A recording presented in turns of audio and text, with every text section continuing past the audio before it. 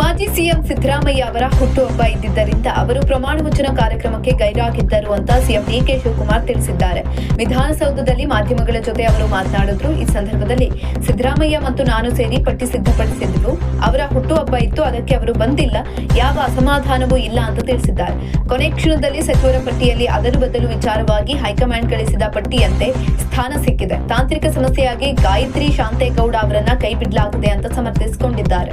CM ಸ್ಥಾನಕ್ಕೆ ರಾಜೀನಾಮೆ ನೀಡಿದ ಬಳಿಕ ಸಿದ್ದರಾಮಯ್ಯ ಸೈಲೆಂಟ್ ಆಗಿದ್ರು. ಯಾವುದೇ ರಾಜಕೀಯ ಹೇಳಿಕೆಗಳನ್ನ ಅವರು ನೀಡಿರಲಿಲ್ಲ. ಹೀಗಿದ್ರೂ ಮೊದಲ ಸಂಪುಟ ರಚನೆಯ ಸಂದರ್ಭದಲ್ಲಿ ತಮ್ಮ ಆಪ್ತರಿಗೆ ಸಚಿವ ಸ್ಥಾನ ಕೊಡಿಸುವಲ್ಲಿ ಯಶಸ್ವಿಯಾಗಿದ್ರು. ಆದರೆ ಸಂಪುಟ ವಿಸ್ತರಣೆಯ ಸಂದರ್ಭದಲ್ಲಿ ಡಿಕೆ ಶಿವಕುಮಾರ್ ಕೈ ಮೇಲಾಗುತ್ತದೆ ಎಂಬ ನಿರೀಕ್ಷೆ ಇತ್ತು. ಆದರೆ ಹಾಗಾಗಲಿಲ್ಲ. ಮತ್ತೆ ಸಿದ್ದರಾಮಯ್ಯ ಅವರ ಕೈ ಮೇಲಾಗಿದೆ ಅಂತ ಹೇಳಲಾಗ್ತಾ ಇದೆ. ಈ ಬೆನ್ನಲ್ಲೇ ಮಾಜಿ ಸಿಎಂ ಸಿದ್ದರಾಮಯ್ಯ ಅಸಮಾಧಾನಗೊಂಡು ನೂತನ ಸಚಿವರ ಪ್ರಮಾಣ ವಚನ ಸ್ವೀಕಾರ ಸಮಾರಂಭದಿಂದ ಹೊರಗುಳಿದಿರುವುದು ಗಮನ ಸೆಳೆದಿದೆ ಮತ್ತು ನಾನಾ ಚರ್ಚೆಗೆ ಕಾರಣವಾಗಿದೆ. ತಮ್ಮ ಹುಟ್ಟುಹಬ್ಬದ ಅಂಗವಾಗಿ ಅಧಿಕೃತ ನಿವಾಸ ಕಾವೇರಿಯಲ್ಲೇ ಉಳಿದು ಅಭಿಮಾನಿಗಳು ಬೆಂಬಲಿಗರಿಂದ ಶುಭಾಶಯ ಸ್ವೀಕರಿಸುತ್ತಾ ಖುಷಿಯಾಗಿದ್ದ ಸಿದ್ದರಾಮಯ್ಯ ಅವರು ನೂತನ ಸಚಿವರ ಪಟ್ಟಿಯನ್ನ ಎಐಸಿಸಿ ಹೈಕಮಾಂಡ್ ಪ್ರಕಟಿಸುತ್ತಿದ್ದಂತೆ ಕೆರಳಿ ಕೆಂಡವಾಗಿದ್ದಾರೆ.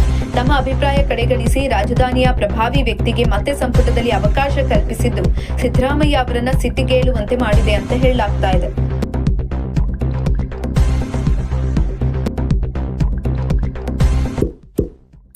ಇಂತಹ ಇನ್ನಷ್ಟು ವಿಡಿಯೋಗಳಿಗಾಗಿ ಲೈಕ್ ಮಾಡಿ, ಫಾಲೋ ಮಾಡಿ, ಶೇರ್ ಮಾಡಿ.